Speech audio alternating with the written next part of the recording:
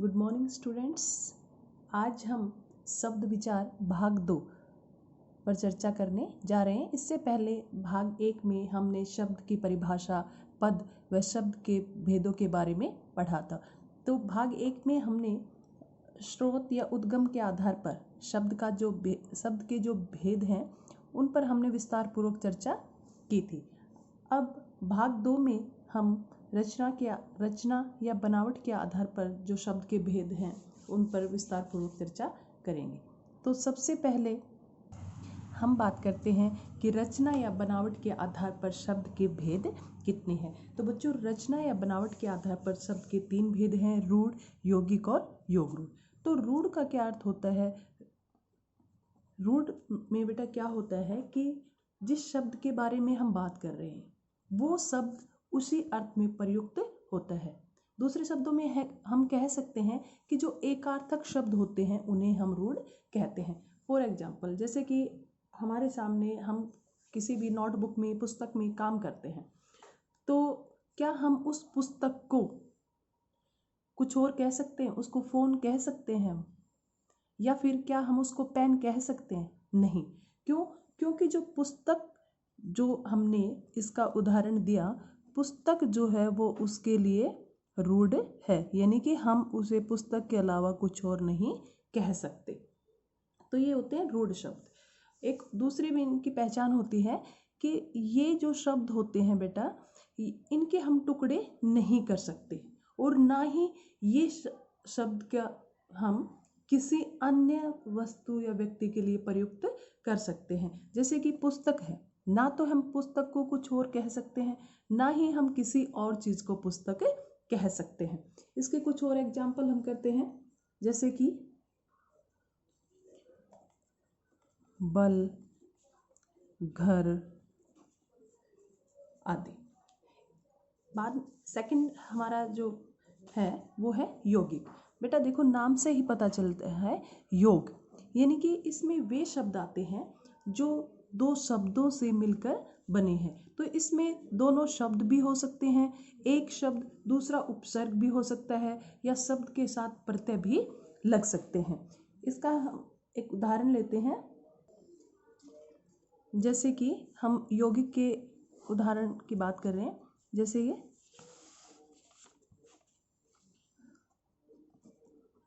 पुस्तकालय, पुस्तकालय, पुस्तकालय। तो इसका जब हम विच्छेद करेंगे तो क्या होगा? पुस्तक योग आलय। तो यहाँ जो मेल है वो 2 शब्दों का है। ऐसे ही हम बात करते हैं जैसे कि अपमान, अपमान। तो यहाँ हमें पता है कि यहाँ पर जो मान है ये शब्द है, और अप जो है ये क्या है? ये उपसर्ग है। ये हमारा क्या है? उपसर्ग। ऐसे ही कुछ और एग्जाम्पल, जैसे कि हम बात करते हैं सुंदरता। यहाँ ये जो है ये शब्द है, और ता जो है यहाँ पर क्या है? प्रत्यय। और ये शब्द जो है हमारे किसके अंतर्गत आता है? भाववाचक। और हम अगर रचना के आधार पर शब्द के भेद की बात करते हैं तो ये किस में आता है? यौगिक में, क्योंकि ये 2 शब्दों से मिलकर बने हैं। सभी शब्द, दोनों शब्द भी हो सकते हैं, एक उपसर्ग, दूसरा शब्द या प्रत्यय या शब्द का मेल भी इनमें हो सकता है। फिर हम बात करते हैं योग रूढ़ की। तो इसके अंतर्गत वे शब्द आते हैं जो यौगिक भी हो, यानी कि जिसमें 2 शब्दों का मेल भी हो, और साथ में वो किसी व्यक्ति या वस्तु के लिए रूढ़ भी हो। बेटा समझने की कोशिश करना, यौगिक, योग रूढ़, यौगिक भी है इसमें और रूढ़ भी, यानी कि वो शब्द जो 2 शब्दों के मेल से बने हो और साथ ही वो किसी व्यक्ति या वस्तु के लिए रूढ़ भी हो। बेटा अगर आपने समास पढ़े हैं तो जो हमारे बहुव्रीहि समास होता है वो इसी के अंतर्गत आता है। इसके में हम एग्जाम्पल लेते हैं योग रूढ़ का, जैसे कि नीलकंठ। अब इसमें नील और कंठ दो अलग अलग शब्द हैं, ठीक है। और ये जो है किसके लिए रूढ़ है? भगवान शंकर के लिए। किसके लिए रूढ़ है? भगवान शंकर। क्या किसी और को आप नीलकंठ कहोगे? ऐसे ही जैसे कि लंबोदर, लंबोदर जो है वो किसके लिए रूढ़ है? गणेश जी के लिए। ऐसे ही हम बात करते हैं जलज। जलज बेटा जहाँ लास्ट में जय होता है लगभग उसका अर्थ होता है जन्म, यानी कि जो जल के अंदर जन्म लेता हो उसको हम क्या कहते हैं? जलज। तो जलज जो है वो किसके लिए रूढ़ है? कमल के लिए। क्या पानी में रहने वाली कोई और चीज़, क्या हम उसको जलज कहेंगे? जैसे कि पानी के अंदर काफ़ी घास फूस भी पैदा हो जाते हैं, कीड़े मकोड़े भी पैदा हो जाते हैं, वो भी उसी जल के अंदर जन्म लेते हैं, तो क्या उनको हम जलज कहेंगे? नहीं, क्योंकि जलज जो है वो कमल के लिए ही रूढ़ है। तो बच्चों आपको समझ में आ गया होगा कि रूढ़, यौगिक और योग रूढ़ में क्या अंतर है। रूढ़ शब्द वे शब्द जिनके टुकड़े नहीं हो सकते, ये एकार्थक होते हैं। यौगिक वो शब्द जो दो शब्दों से मिलकर बने होते हैं। योग रूढ़ वे शब्द जो दो शब्दों के मेल से बने होते हैं, साथ में वो किसी व्यक्ति या वस्तु के लिए रूढ़ भी होते हैं। अब हम बात करते हैं अर्थ के आधार पर शब्द के भेद। तो बेटा जो अर्थ के आधार पर शब्द के भेद हैं वो हर बुक में आपको अलग अलग मिलते हैं। किसी में 4 भी होते हैं, किसी में 6 भी होते हैं, किसी में 7 भी होते हैं, किसी में 3 भी दिए जाते हैं। तो इस आधार पर जो शब्द के भेद हैं, मुख्य भेद, उनके बारे में हम बात करते हैं। तो सबसे पहला है पर्यायवाची, यानी कि एक ही शब्द के अलग अलग अर्थ, उन्हें हम क्या कहते हैं? पर्यायवाची। सॉरी, एक ही शब्द के अलग अलग अर्थ नहीं, एक ही शब्द के अलग अलग नाम। जैसे कोई बच्चा है, उसके घर में अलग अलग नाम होते हैं, तो वो सब उसके पर्यायवाची होंगे। इसके बाद हम बात करते हैं, एक उदाहरण हम इसका लेते हैं पर्यायवाची का, जैसे कि आँख है, इसे हम नैन भी कह सकते हैं, नेत्र भी कह सकते हैं, अक्षी भी कह सकते हैं, और भी काफ़ी नामों से हम आँख को बुला सकते हैं, कह सकते हैं। तो ये क्या सब हुए? ये आँख जो है इसके पर्यायवाची, यानी कि एक ही वस्तु के अन्य नाम। अब हम बात करते हैं विलोम शब्द। विलोम, विलोम यानी कि विपरीतार्थक भी इन्हें हम कहते हैं। जैसे किसी भी वस्तु का उससे अलग अर्थ, बिल्कुल विपरीत या उल्टा अर्थ, जैसे कि अनुराग का विराग, आचार का अनाचार। तो विपरीत अर्थ कौन से होते हैं? जो बिल्कुल उल्टा अर्थ रखते हैं उन्हें हम विपरीतार्थक शब्द कहते हैं। नेक्स्ट है हमारा श्रुति सम भिन्नार्थक शब्द। देखो बेटा नाम पे आप ध्यान देना, श्रुति सम, श्रुति सम भिन्नार्थक। देखो श्रुति मतलब सुनना, सम मतलब समान, भिन्न मतलब अलग, आर्थक मतलब अर्थ, यानी कि वो शब्द जो सुनने में हमें समान लगे पर उनका अर्थ अलग होता है, उन्हें हम क्या कहते हैं? श्रुति सम भिन्नार्थक शब्द। उदाहरण के लिए जैसे कि हम लिखते हैं दिन और दीन, ये हमें एक जैसे ही लगते हैं सुनने में, पर इनका अर्थ जो है वो अलग होता है। दिन का क्या होता है? दिवस या वार, और दीन का मतलब क्या होता है? जैसे गरीब। ऐसे ही काफ़ी एग्जाम्पल हैं इसके, जैसे कि एक और एग्जाम्पल हम लेते हैं, जैसे कि अपेक्षा और उपेक्षा।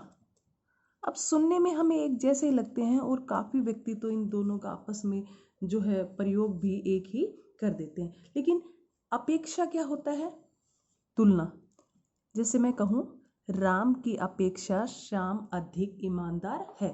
तो मैंने क्या की, उन दोनों की तुलना की। और उपेक्षा होता है निरादर करना या उदासीनता। जैसे कि हम किसी के घर जाते हैं और हम कहते हैं कि उसने हमारी उपेक्षा की, यानी कि हमारी तरफ ध्यान नहीं दिया। जैसे हम कहते हैं कि हमें इग्नोर कर दिया, तो ये क्या होता है, उदासीनता, उदासीनता। ठीक है, नेक्स्ट हम करते हैं बात एकार्थक प्रतीत होने वाले। कौन से शब्द, एकार्थक, एकार्थक प्रतीत होने वाले शब्द। बेटा इसके अंतर्गत वे शब्द आते हैं जिनका एक ही अर्थ होता है, जो कि मैंने आपको अभी समझाया था। रूढ़ शब्द जो होते हैं वो एकार्थक शब्द हमारे होते हैं। नेक्स्ट है अनेकार्थक शब्द। अनेकार्थक इसका अपोजिट, जैसे एक ही शब्द के अनेक अर्थ होते हैं उसे हम अनेकार्थक कहते हैं। अनेकार्थक, जैसे कि हम कहें कर्ण, तो कर्ण का मतलब क्या होता है, कान भी होता है। और कर्ण जो है वो कुंती पुत्र कर्ण भी है, किसी और का नाम भी हो सकता है। इसके बाद हम बात करते हैं अनेक शब्दों के लिए एक शब्द। अनेक शब्दों के लिए एक शब्द, यानी कि जब हम एक पूरा सेंटेंस यूज़ करते हैं तो उसकी जगह हम कोई एक छोटा वर्ड या शब्द प्रयुक्त करते हैं। जैसे हम कहें कि ईश्वर में विश्वास करने वाला, तो हम उसके लिए क्या कह सकते हैं, आस्तिक। ईश्वर में विश्वास न करने वाला, नास्तिक। ठीक है, पुस्तकों के लिए आल्य, पुस्तकालय। ऐसे और भी बहुत अधिक उदाहरण हैं। तो बेटा ये थे आपके अर्थ के आधार पर शब्द के भेद। इसके अंतर्गत काफ़ी जैसे ध्वनिबोधक शब्द जो है उन्हें भी लिया जाता है, समूहवाची शब्द जो है उन्हें भी लिए जाते हैं। समूहवाची शब्दों में जैसे कि हम बात करें गुच्छा, तो गुच्छा क्या है, वो किसी चीज़ का समूह। जैसे कि मैं कहूँ चाबी का गुच्छा, तो उसमें एक चाबी होगी तो उसे गुच्छा नहीं कहेंगे हम, काफ़ी सारी चाबियाँ होंगी तब उसे हम गुच्छा कहेंगे। तो ये समूहवाची शब्द में आता है। ऐसे ही हम बात करें कि कक्षा, तो कक्षा क्या है, ये भी समूह है, किसका, बच्चों का समूह। सेना जो है वो भी समूह है। ठीक है, तो इस प्रकार के जो शब्द होते हैं वो समूहवाची शब्दों के अंतर्गत आते हैं। नेक्स्ट है ध्वनिबोधक। ध्वनिबोधक बेटा वो शब्द होते हैं जैसे किसी की ध्वनि, जैसे हम कहीं बिल्ली का म्याऊं म्याऊं करना, दरवाजा जो है उसकी चर चर की आवाज़। ठीक है, तो ये सब किस में आते हैं, ध्वनिबोधक में। नेक्स्ट है हमारा कि वाक्य में प्रयोग के आधार पर, या फिर हम ये भी कह सकते हैं कि प्रयोग के आधार पर शब्द भेद। तो बेटा प्रयोग के आधार पर जो शब्द भेद हैं वो हमारे दो हैं। कौन से, नंबर 1 विकारी, नंबर 2 अविकारी। तो विकारी शब्द क्या होते हैं, ये वे शब्द होते हैं जिनका वाक्य में प्रयोग करते हैं तो उनका रूप बदलता रहता है, यानी कि उनमें विकार उत्पन्न होता है। तो बेटा विकारी शब्दों के अंतर्गत आपके आते हैं आपके लिंग, वचन, कारक और काल। ये जो है ये प्रभावित होते हैं, यानी कि जो शब्द लिंग, वचन, काल और कारक की दृष्टि से प्रभावित होते हैं उन्हें हम क्या कहते हैं, विकारी शब्द कहते हैं। जो शब्द लिंग, वचन, काल और कारक इनकी दृष्टि से परिवर्तित होते हैं। जैसे कि हमारी संज्ञा है, सर्वनाम है, क्रिया। एक एग्जाम्पल देती हूँ आपको। जैसे कि मैंने कहा कि सीता, सॉरी दिखाई नहीं दे रहा, सीता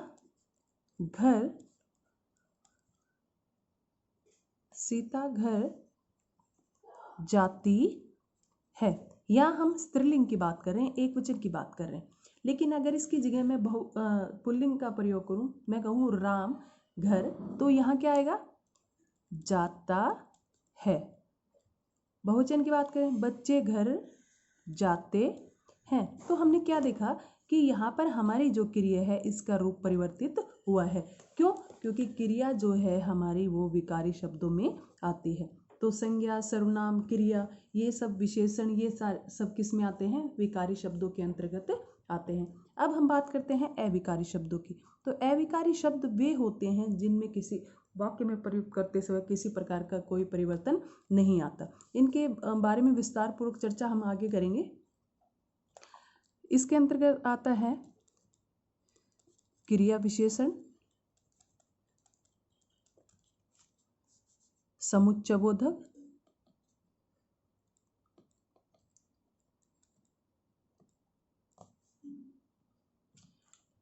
हाँ बच्चों, तो अविकारी अविकार लिख दिया, अविकारी।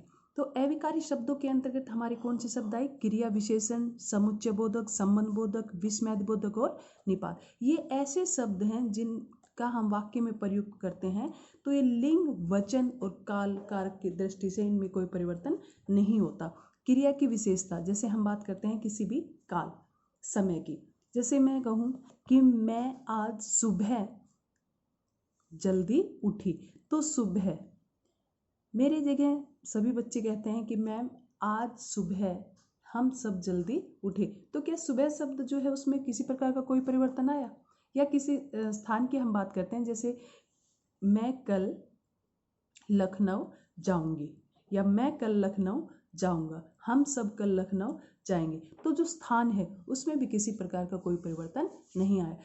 कहने का तात्पर्य है कि अविकारी शब्द वे शब्द होते हैं जिनमें लिंग, वचन, काल कारक की दृष्टि से किसी प्रकार का कोई परिवर्तन नहीं होता।